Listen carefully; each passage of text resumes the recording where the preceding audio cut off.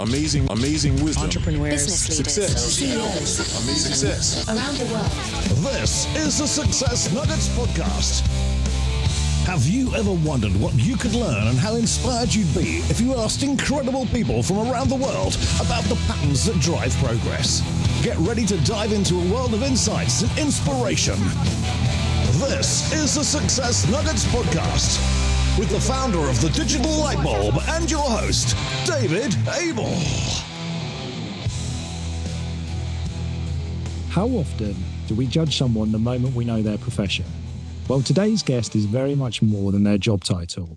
We have a lot to learn from today's guests, so let's dive straight in. Sit up. No chewing in class. Mike Wade, hello. Good evening. Hello, how are you? I'm very well, Mike. It's great to have you on. You're based, like myself, close to London.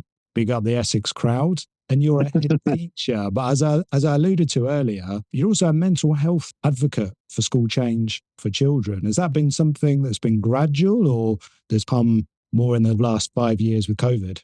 I think since COVID has kind of hit, that society in general is finding more challenges. I think there's more anxiety. I feel that young people, their families, teachers, myself, I think we all need a little bit more support. I've always been a big proponent in removing barriers for learning with young children and with adults. School, my primary and secondary school experience, I enjoyed elements of it, but it wasn't a particularly positive experience for me. I was very quiet, quite a red face. My hair is ginger. I'm told my voice sounds like the 80s cartoon character Henry's cat. School was quite challenging for me. And I was quiet and I kept my head down and I worked really hard.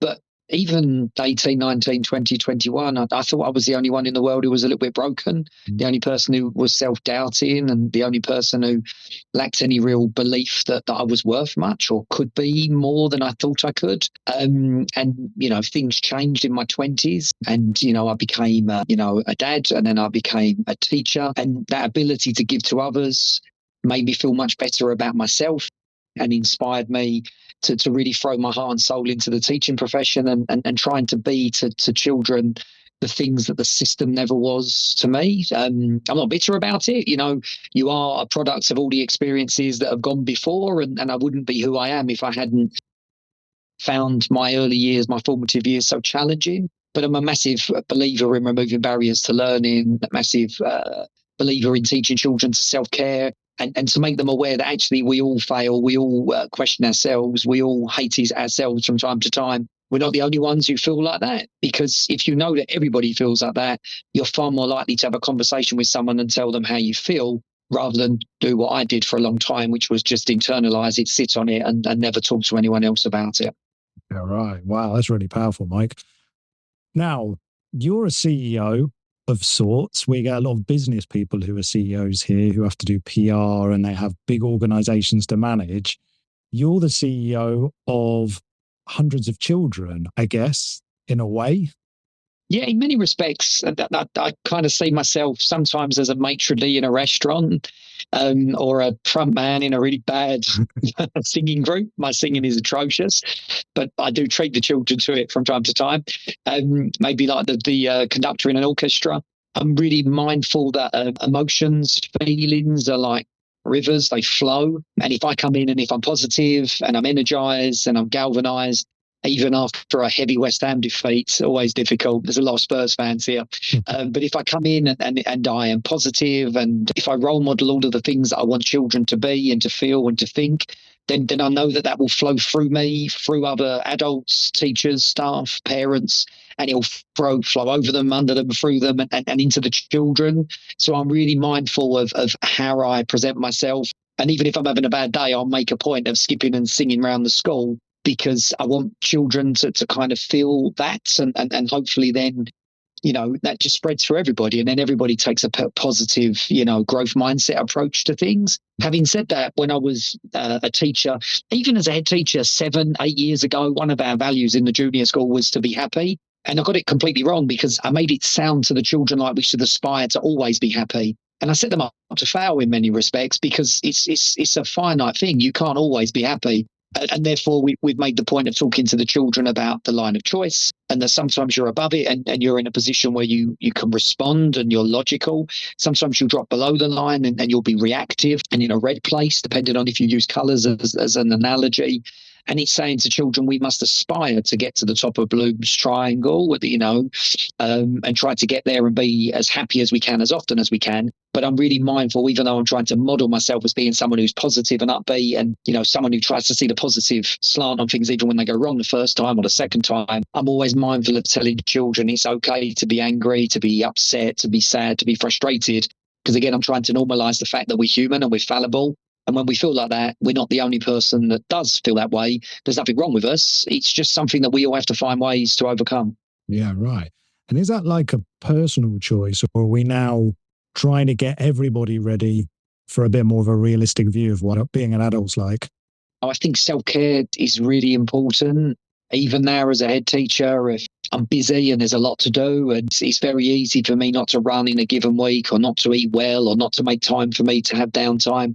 I think life is fast-paced and brisk, and I think, generally speaking, I think self-care is not something that we're taught to do very well. Mm-hmm. I think the earlier you learn it, the easier it is for it to become, I guess it's the old poem, your thoughts become your actions become your words, and your words become your character, and your character becomes your destiny. I may have put it in the wrong order, but the principle is there. I just think it's really important to teach children when they're young. We talk about Mind's 5 ways to well-being and the 5 ways that you can empty your stress pot. We talk about the language of resilience and taking time every day to say an I can, I am, and I have sentence to yourself to make yourself feel better. We try to teach children about mindfulness and how to take notice, one of those 5 ways to well-being. The importance of, we talk about the 7 ways to daily happiness, 2 of which are ask for help and be prepared to talk about your feelings.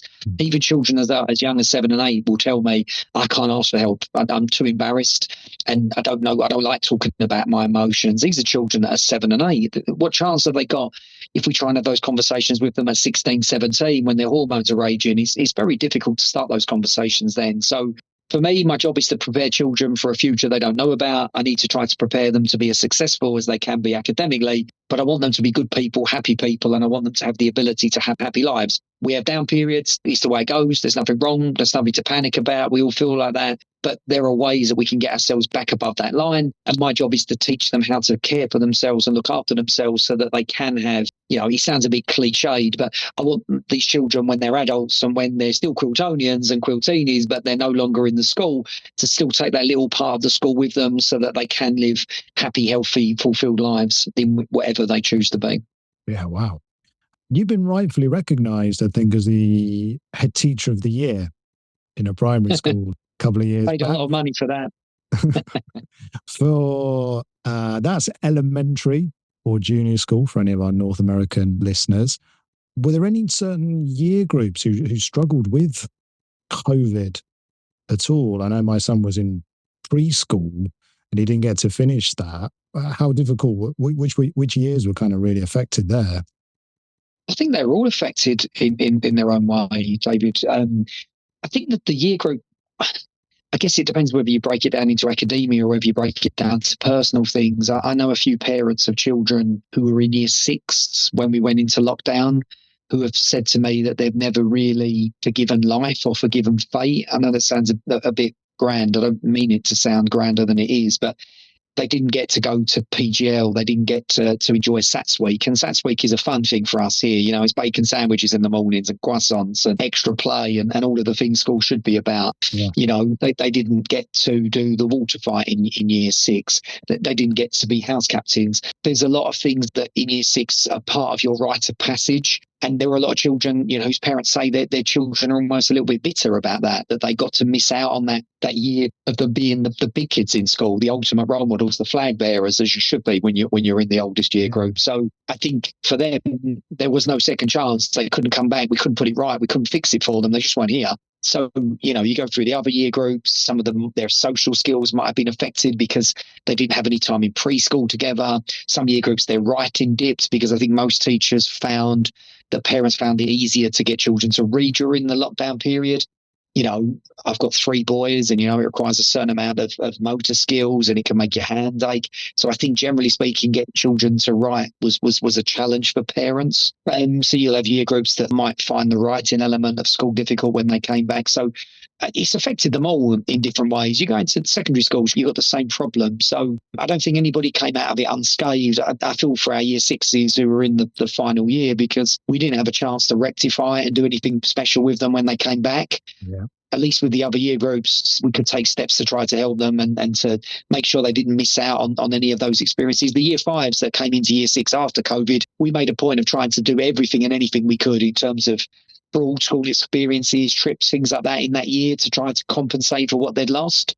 But my guilt, not that I could have done anything about it, is that group of children that really just lost their rite of passage, really, to do all of those nice things that year 6s look forward to so much. No, a big shame there. A big shame.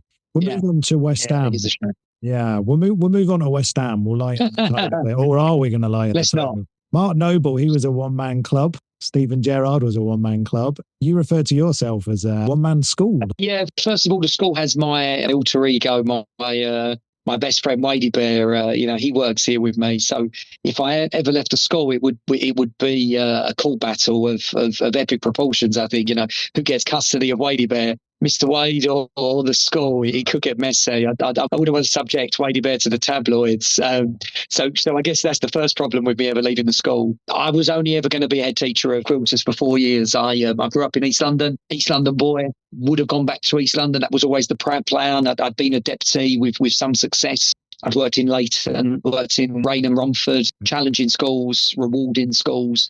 I was going to come out, to Billericay, where I knew the behaviour would be, better than some of the schools that I'd been in. So there'd be challenges, but maybe not as many challenges, when I came out.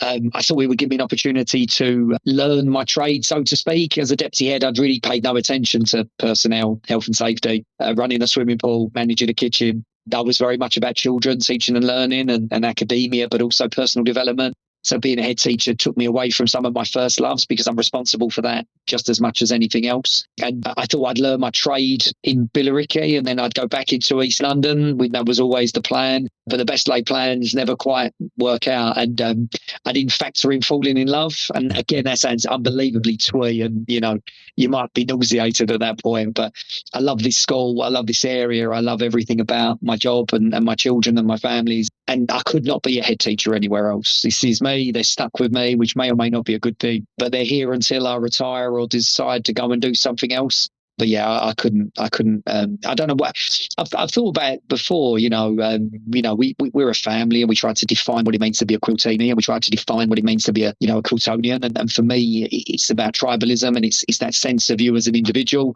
As I would say to the children in assembly, if I went back in a time machine 1,000 years, I wouldn't find another one of you. If I went around the world 100 times, I wouldn't find another one of you.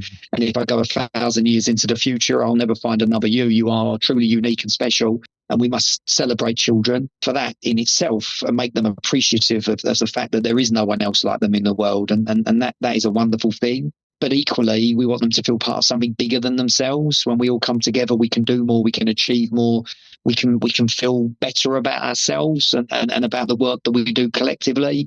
So we've talked a lot about being Quiltonians, as I say, and Quiltinis.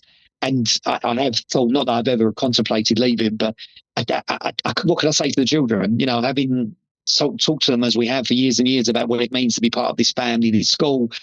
There's still science teachers pulling their hair out at secondary schools all over Essex, because half of my children actually think that anatomically blood is blue and yellow. That is my rhetoric.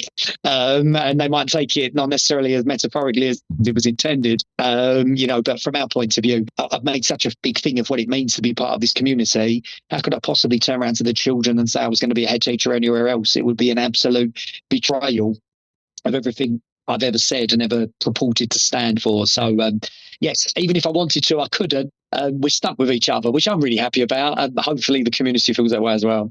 Fingers crossed. Yeah, perfect. Right. Just before you set us our own word, Mike, do you have a one golden nugget for life? I'll relate it to school more than myself. I guess I think I worked with a very simple principle that happy children learn. if your child is not happy, you can have the best teachers in the world, you can have the best school in the world, you can have the best resources in the world, they will not learn. Whereas if a child is happy, they feel safe, they're content in themselves, they're at peace in their own skin, they value themselves, they are kind to themselves, then suddenly even a modest average teacher becomes a good teacher, a great teacher, because the child will believe in themselves, and learning is in the head, it's in that first step in the mind. If I feel good about myself, if I think I can do it, then the chances are I'm going to do it. Whereas if I'm full of self-doubt and I don't enjoy school and everything is a battle and a struggle, the best teachers in the world are not going to fix that. So it's about strong mental health and, an ability to care for yourself, value yourself, respect yourself, praise yourself. But ultimately, it's about us trying to engender a school whereby the children are as happy as they can be all of the time. Happy children learn. Wonderful. Well, that sounds like something I can definitely relate to as an adult as well. It's been brilliant having you in, Mike. Thanks for coming on. It's an absolute pleasure. Thank you very much. And for any of our listeners out there who want to wipe the blackboard or give you just a wade an apple, we will see you after class. For now, tune in to our next show on the Success Nuggets.